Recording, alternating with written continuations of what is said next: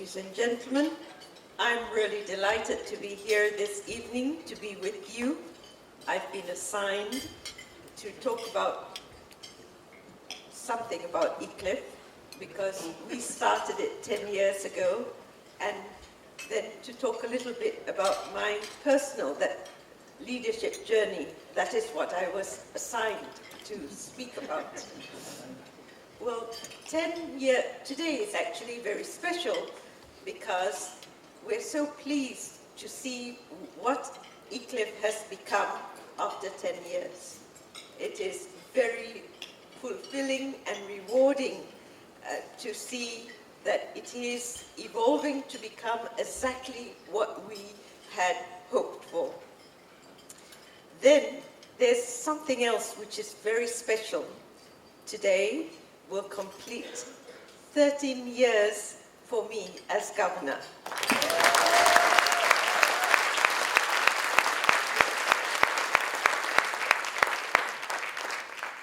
And tomorrow I will start the 14th year. So that is why it's so significant. I started as governor in the year 2000 on the 1st of May. So tonight is very important or sentimental to me. Well, we live in a world that is very significantly different from previously.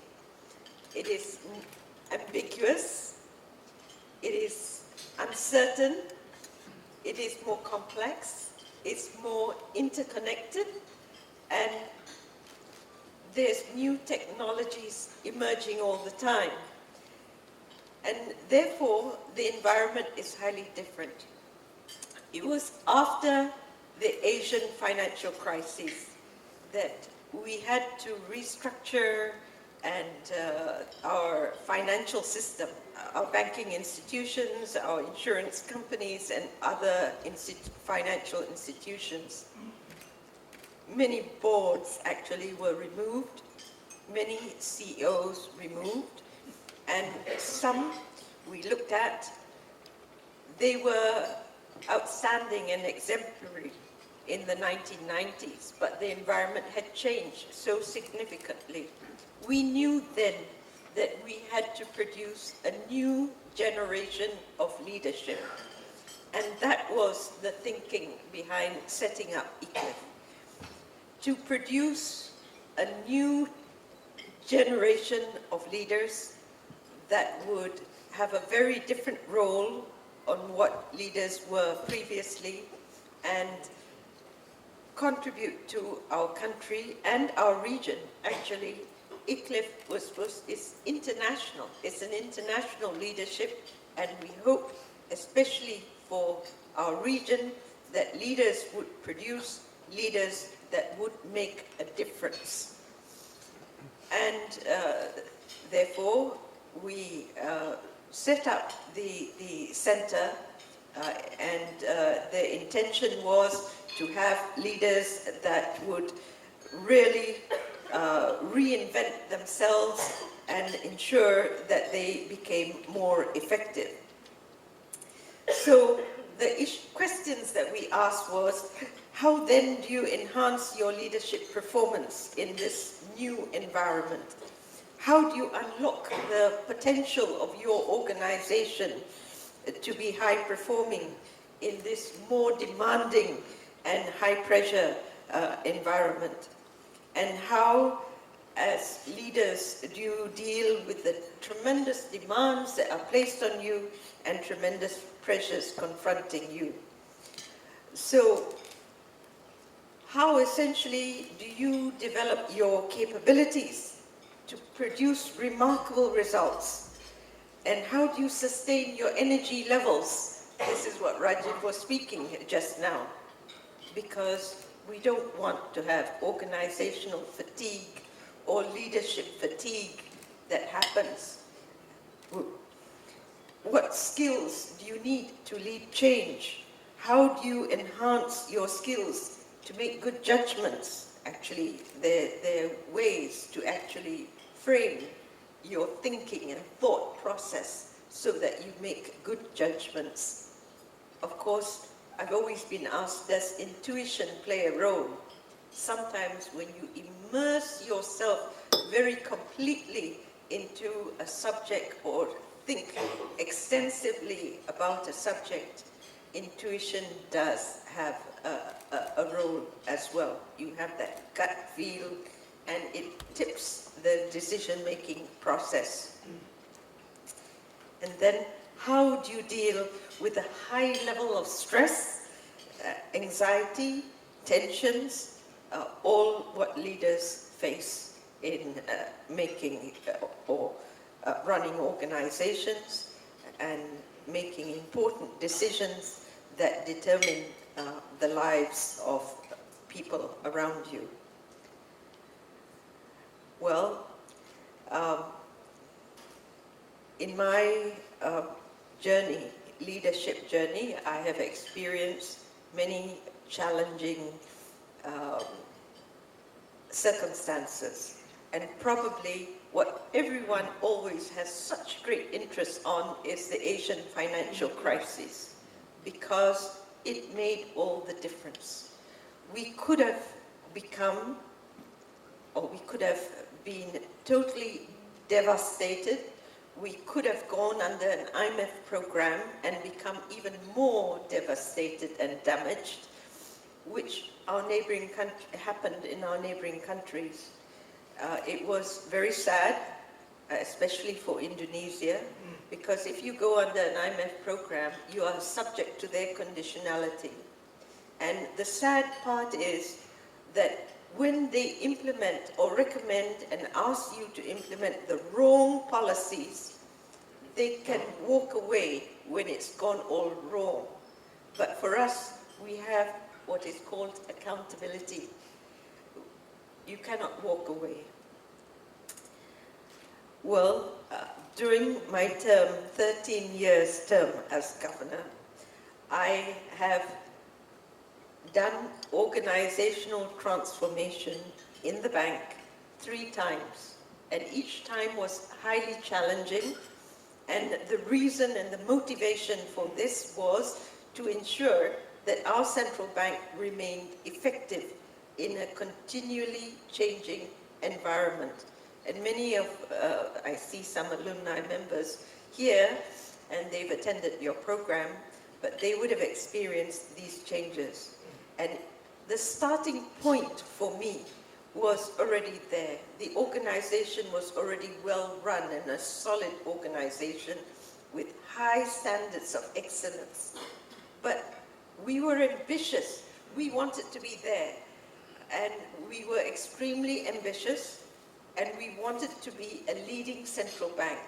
When we said that, there were many who had skepticism. We going to be a leading central bank in the world? Well, what is going to stand in our way?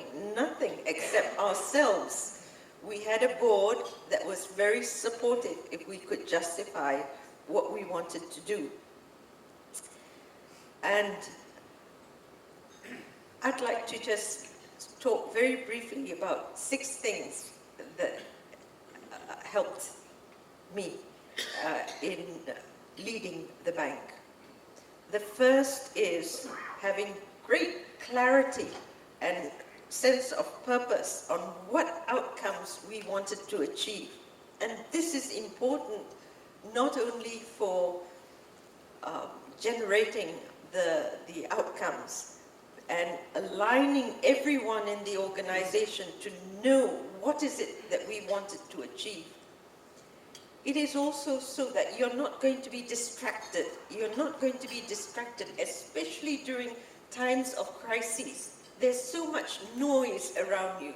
There's so many people telling you what you should be doing, from the IMF, from the politicians, from the financial markets. They're all telling you, you have to raise interest rates so that you get capital inflows. But you know, if you raise interest rates, and global investment banks with their chairmen were coming in and telling us, Cam Dessou, the managing director of the IMF, was making public announcements that we should raise interest rates, and when we didn't, there was more attack on our currencies. It was actually like going to a war, because you have your reserves, that is your bullets, being drained by when you try to defend the currency. And you know the resources attacking you, those who were attacking you had resources that were far in excess of what you had to defend yourself. And therefore, we saw like the Thai currency collapse at that time, and we saw then the Indonesian rupiah, and then even the Korean won, and the Philippine peso, all one after another. And then, of course, we had a prime minister at that time who was so angry with and so there was a lot of rhetoric about the speculators who were speculating against us. And as that rhetoric escalated, because emotions run high at that time, there was more attack. And we saw write-ups saying that we want to see blood, especially when we were the last one still standing. And at one point in time, we actually drew a graph. Every time that rhetoric went out, the currency went down. And so we drew a graph. Of course, we did highlight some other events that affected the currency. And he said, "What are you trying to tell me? Are you trying to tell me that I mustn't speak?" And so these were the kind of things that were happening at that time. And this actually lasted for 1.5 years. It started in about May of '97, and it continued wave after wave of attack. And it was very frightening. Many people were frightened. The private sector came to us and said, "Tell us where the currency is going to settle." And we couldn't, of course, because sometimes events happened that were far beyond our control in another part of the world. And the last one, actually, was the collapse of the Russian ruble. At that time, we had hardly any economic relations with Russia. But when the Russian ruble collapsed, our currency moved from 360 to 420. And so it was extremely frightening. Now, as a leader, I was asked once, "Did you ever show? Were you frightened?" And I said, "Of course, it was very frightening." "And did your staff ever know how you felt?" And I said, "Never, because you must never even show that flicker in your eye of fear, because you will cause panic. And that is the last thing that you want to do." So having clarity on what outcomes is to achieve, having an ability to envision, to have a vision. And I was told also in learning about leadership that leaders are those who are able to envision, to see further into the future. And the further into the future that you can envision shows an important quality of a leader. Well, it also allows you to have the whole organization aligned to that outcome.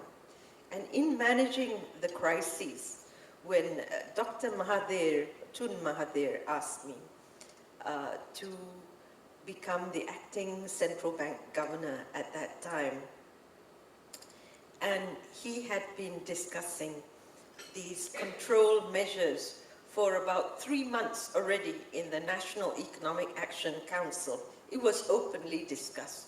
In fact, one member of the council wrote 33 reasons why he shouldn't implement these measures, because it would cause the country to be devastated and damaged. and nobody would ever want to come and do any business with us. And there were 33 reasons. But, of course, there were two developments that happened at that time that really made us look at it very, very seriously. And one is, well, I already mentioned, the Russian ruble collapsed and it went to 420. Originally, before the crisis, it was at 250. And we saw the rupiah was at 2,500, and it went to uncharted territory at 17,000. And what about us? And I had written a paper, a note for the government, and I said that if it breached five ringgit to the US dollar, it would go to 10 or 15 as well.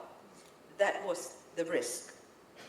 Of course, there are many untold stories of what contingencies that we took, but of course it led us to think more seriously about these controls. But when he asked me, and this is a very interesting relationship which I've told to very few people, he asked me, when he first called me, to tell me that he wanted me to be the acting governor at that time, at the height of the crisis. That was a turning point. It was, to me, a moment in history for our country. That I said to him that I wasn't brought up with about controls. In fact, on the contrary, my experience and learning was all on deregulation, liberalization, and greater market orientation. And he said to me that I was the right person to take charge of this because I knew how the system worked, and people also held me in high regard.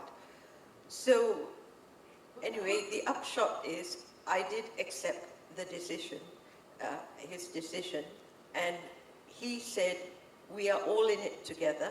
He announced it to the Economic Council, and we would work together. So I took all his controls, and what we did was we recommended to him to do just a subset of the measures, a very small subset of the measures that he had originally thought of. Now, how did we reach that? It was all about looking at what outcome we wanted to achieve, and this is what I put to him. I said, is the outcome about dealing with households, and we knew that there were some households taking out a few million here and there, and the answer is no. Is it about affecting businesses who are transferring funds, a few million or 100 million here and there? And the answer again is no. What is it about then? It's about affecting the speculators.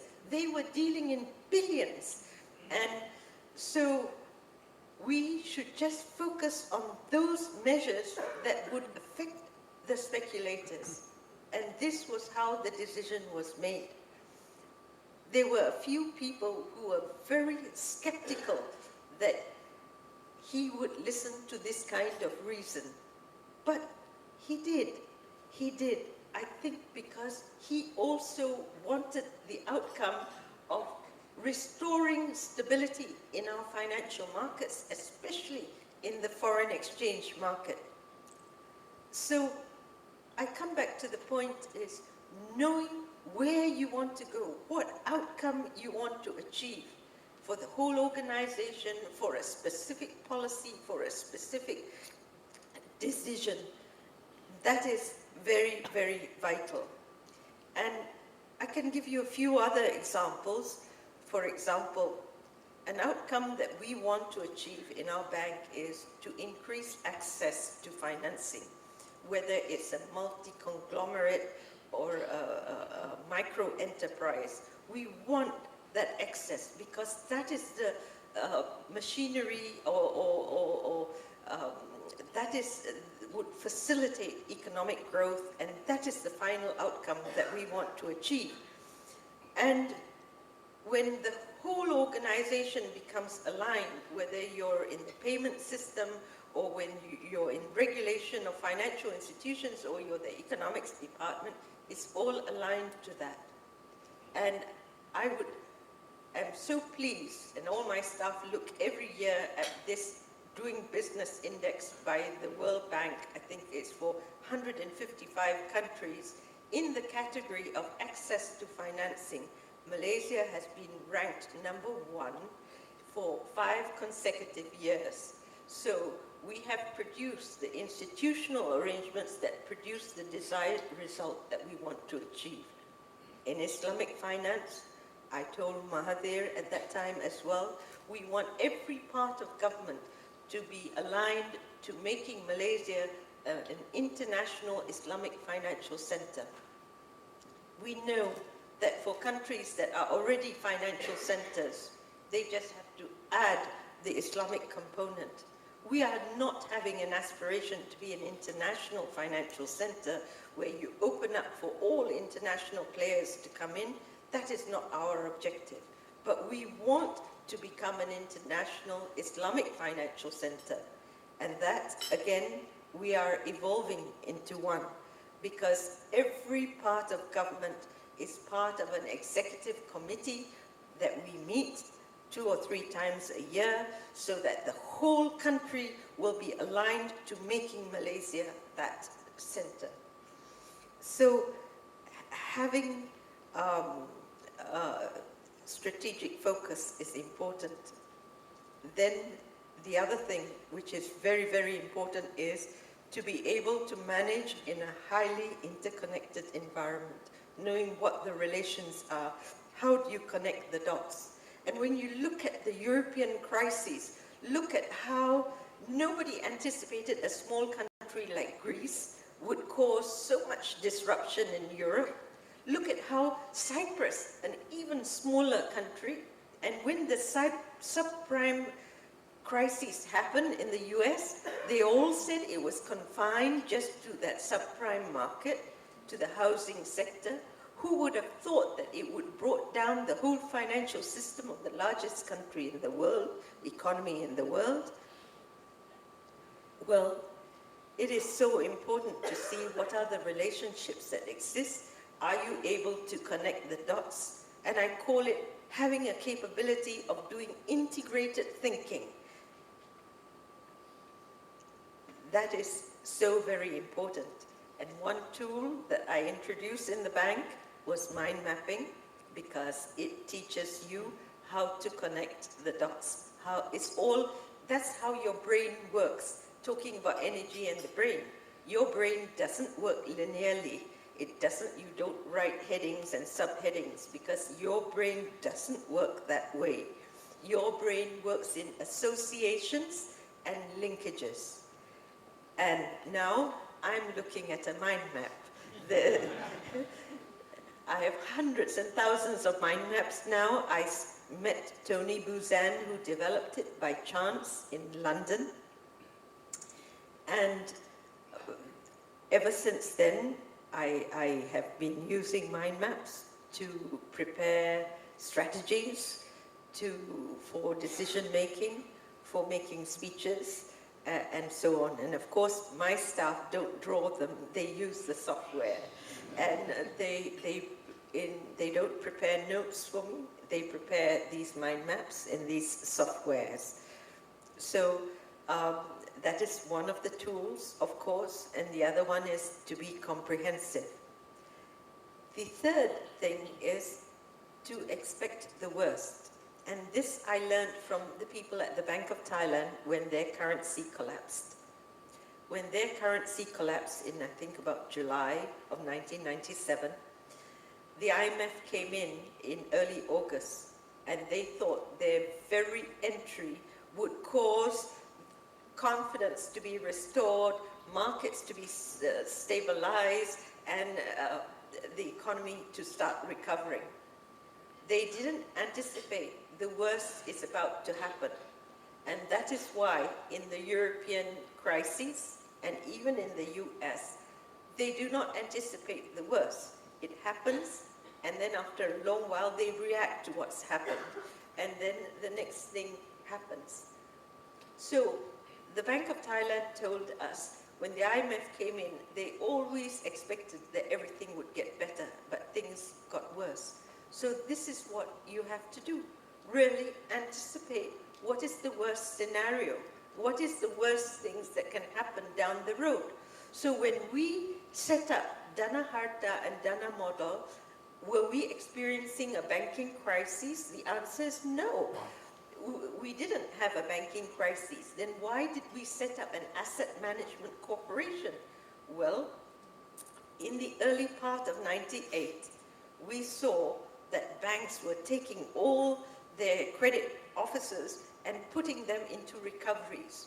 They were all trying to recover their loans that were going bad, and nobody was extending new loans. And of course, this is the first thing that makes a financial crisis translate into an economic crisis. And therefore, we knew then that we had to do something. We had to take away all these bad loans from the banking balance sheets and allow them to refocus again on lending. And that is the motivation for setting up Dana Harta. And then, of course, as we took away the bad loans, their capital got eroded and they had to be recapitalized, and that was the role of Dana Modal.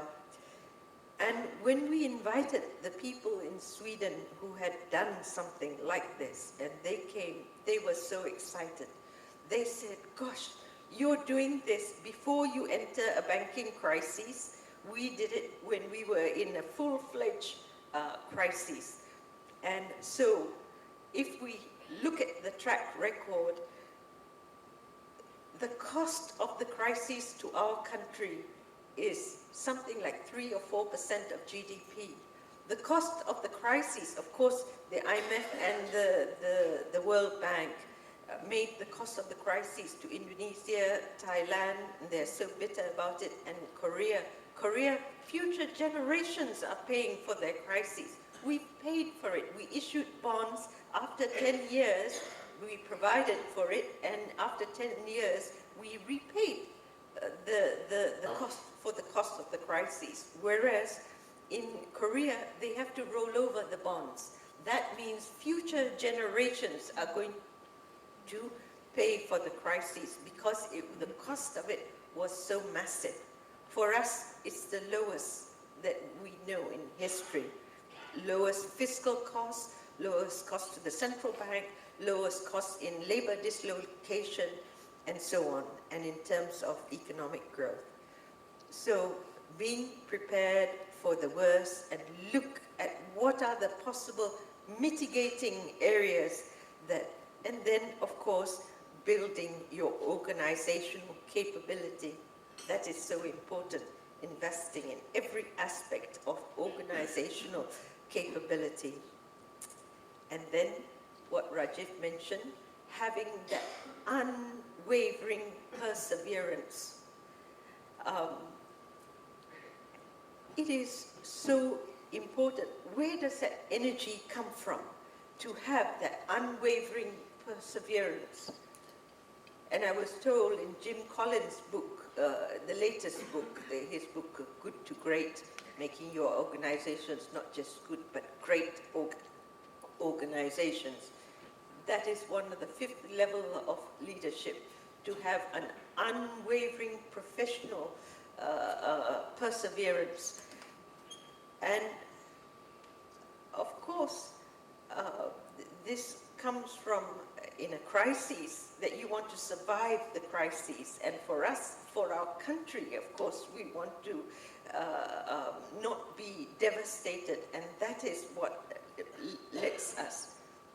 But in the other of having this enthusiasm and energy and passion is all about making breakthroughs, going into uncharted territory, you find that excitement, and it's exhilarating for you to be involved in this great outcomes for the whole organization to feel. But to do all this, you have to be able to be standing on solid ground. I was once asked, we have a meeting once a year in Basel where all the central bank governors meet, about 180 of us. And once I was participating in a panel, and there was a question from the audience: how do you deal with political interference? And the first speaker, who was actually a good friend of mine, the governor from South Africa at that time, his name was Tito Mboweni, he said, of course you have to stand your ground. And then when it came to me, I said, of course you have to stand your ground, but you have to be sure that you're standing on solid ground. Therefore, you must know your business. You must really know and have a solid foundation on the basis of how you make your decisions. Then finally, sustaining the energy levels. This is so vital. If your organization is going to have the energy to strive forward and deliver, you need the energy as leaders, and you need to. So how do you have to search into yourself and how that energy is derived. And of course, for us, it's breaking new ground, delivering results. That these are the very exciting outcomes that generate energy. And this energy really is mutually reinforcing, because there are times that I have to admit that I was down, really down. And that is the time the staff will, know it, and they will generate the energy for you. And there are times when they are worn out and you generate the energy, and then it becomes mutually reinforcing. And that is how one of the ways also of moving forward on this, seeking new frontiers. So the energy is derived from this excitement. So in conclusion, I hope that the alumni stay connected with Iclif, and that Iclif will support you in your leadership journey. We are also looking at breaking new ground in how we can support you, so we can work together as well and be mutually reinforcing to make this organization what we had envisioned it to be, to generate future leaders for not only Malaysia, but our Asian region. Thank you very much.